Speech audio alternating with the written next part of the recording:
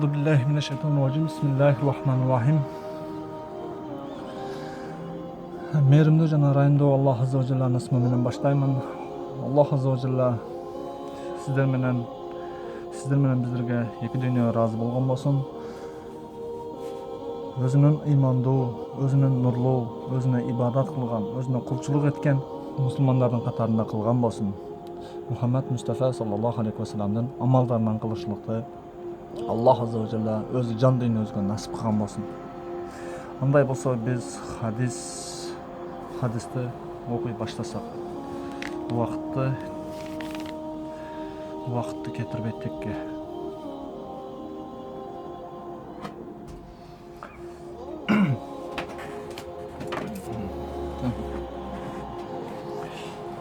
Мына жерде жазыптыр hadis.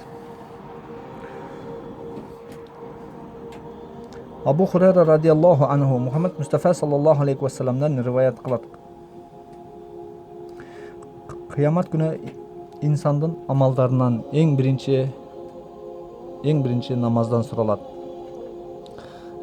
Eğer namazı жақсы çıksa al baqtılуу. Qaytalayman. Abu Hurayra radıyallahu anhu Muhammed Mustafa sallallahu aleyhi ve sellem'den rivayet kılat. Kıyamet günü insandın amallarından en birinci namazdan soralat. Eğer namazı жақсы çıksa al baqtılуу. Өзүңүздөр окуп жатасыздар.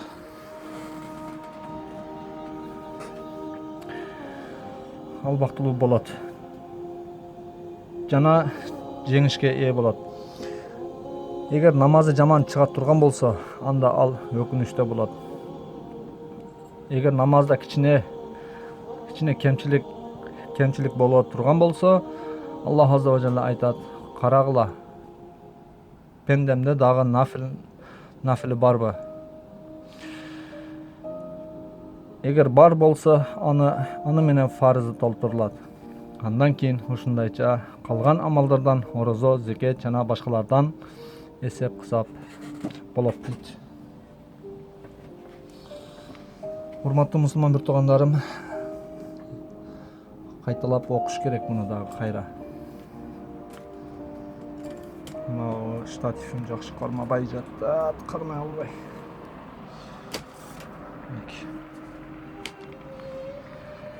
Эм болду.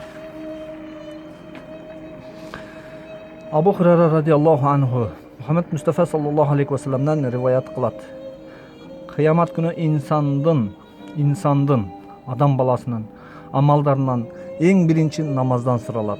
Eğer namazı жақсы çıksa al baqtılуу bolot. Жана жеңишке ээ болот. Эгер намазы жаман чыга турган болсо, анда ал өкүнүчтө болот.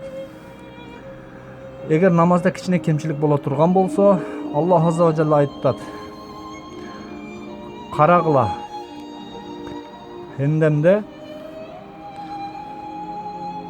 Пендемде дагы нафили барбы? Эгер бар болсо, аны менен фарзы толтурулат. Андан кийин ушундайча калган амалдардан орозо, зекет жана башкалардан эсеп кысап болот" дейт. Урматтуу мусулман бир туугандарым, сиз менен биз эң биринчи ибадат, намаз канчалык кыйын болбойлу, канчалаган адамдар кыйын болуп, канчалаган адамдар өздөрүнө кыйын сезишет. Жер менен жапыс болгон жайнамаздын үстүнө чыга албаган канчалаган инсандар бар, канчалаган баатырлар бар, канчалаган тилдүүлөр бар. Ошол себептен Аллахнын арыстаны, Аллахнын кулу болойлу. Аллах үчүн ибадат кылайлы. Ахиретте жүздөрүбүз жарык болуш үчүн.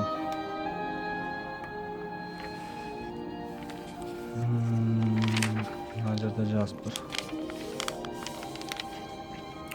Абдулла ибн Курат радıyallahu anhu Пайгамбарыбыз Muhammed Mustafa sallallahu aleyhi ve sellem'den rivayet kılat.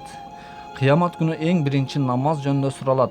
Эгерде намаз жақсы толук чыга турган болсо, калган амалдар да жақсы чыгат. Эгер намаз жаман чыга турган болсо, калган амалдары да жаман чыгат дейт. Умар радиаллаху анху халифа болуп турган кезде көп кол астындагы бардык башчыларга кат эскертме жөнөттү. Мен намазды эң эле көңүл бура турган маанилүү парыз деп эсептейм. Намазына толук көңүл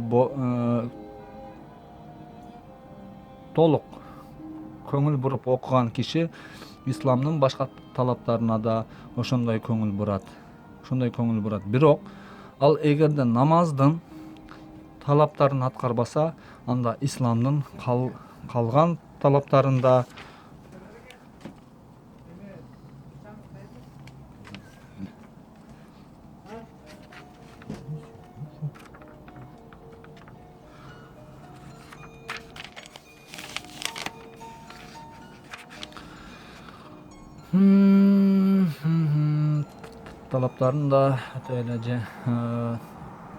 аткара албаса, анда исламдын калган талаптарын да өтө эле жеңилдик менен бузуп салат. Жогоруда келтирилген Мухаммед Мустафа саллаллаху алейхи ва салламдын хадиси жана Умар радиаллаху анхунун кылган эскертмеси башка хадис болуп, аны талаптагыдай окуй бере турган болсо, шайтан андан коркот. Бирок качан ал намазын таштай баштаганда, шайтан күчүнө кирип, аны туура жолдон адаштырууга аракет кылат. Мына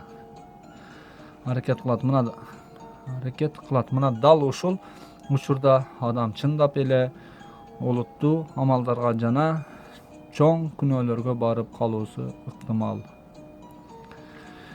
Бул Кур'анда мындай деп айтылган: аяттагы маанинин дал өзү. Чындыгында намаз уят жана күнөө иштерден тосот. Ассаламу алейкум ва рахматуллахи ва баракатуху. Аллах разы болсун. Аллах өзүнүн мээри менен Мухаммед Мустафа саллаллаху алейхи ва саллям шафаатына насип кылган болсун. Аллах азza wa jalla сиз менен биздерди бул дүйнө жана ахиретте дагы бактылуу кылган болсун. Өзүнүн мээрим шафаатынан, өзүнүн нурланткан, өзүнүн ибадатына ылайык көргөн ибадаткан мусулмандардан кылсын.